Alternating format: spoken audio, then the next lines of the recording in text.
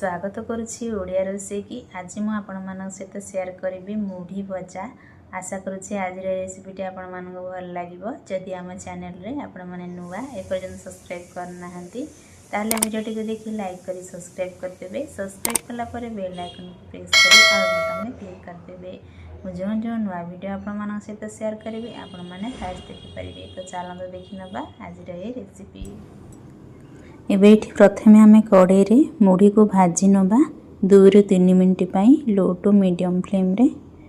मुझे 2 बेला हम मुढ़ी नहीं आपन देखिए आपन मुढ़ीर क्वांटिटी कम बेसी करि परिबे। तापर एठी कड़े रे देबा सोरिष तेल। तेल एठी गरम होला परे आम एठी कॉर्नफ्लेक्स को एपरी छाणी नबा। तापर एठी बादाम दे देले, बादाम को मध्य फ्राई करि नेले। तापर ये रसुण 10-12 कोला आउटी सुखिला लंका को देदेले। रसुण को जस्ट टिके छेचिकी यहीपरि छाणी नेबे। तापर ये भृषंग पत्र देदेले, बास्ना भल आसीबो। तापर ये आम देदेबा तेल बड़ी जाइछि सोरिष आउ जीरा। हाफ टी स्पून सोरिष हाफ टी स्पून जीरा देदेबे। तापर ये मसला देदेबा हळदी गुंड, लूण, गरम मसला, रेड चिली पाउडर, आमचूर पाउडर सबुथिरु आमे 1 टीस्पून लाखे ऐड करदबा। एबे एठी दे देले आउ संगे संगे आमे एठी गैस फ्लेम ऑफ करदबा नहले मसला पोड़ी जिवो।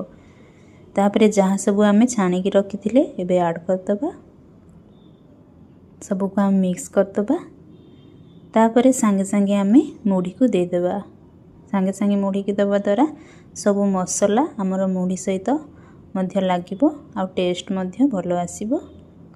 भलो भाबरे आमे एठी मिक्स करनबा। 2 ରୁ 3 मिनट जाए मिक्स करदबा। तापर एठी सुगर पाउडर 2 चम्मच दे दबा। भलो टेस्ट को बैलेंस कर देबो।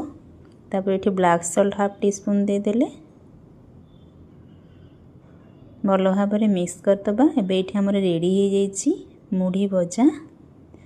अति सुंदर भाव रेडी हो जाइछि। आपण यहाँ को टाइट कंटेनर रे रखिबे आउ एही शीतुआ पागरे संध्या बेले चा सहित मुढ़ीर मजा नहीं पारिबे। आउ देखा नेक्स्ट वीडियो रे। रहूछि। Thank you. जय श्री जगन्नाथ।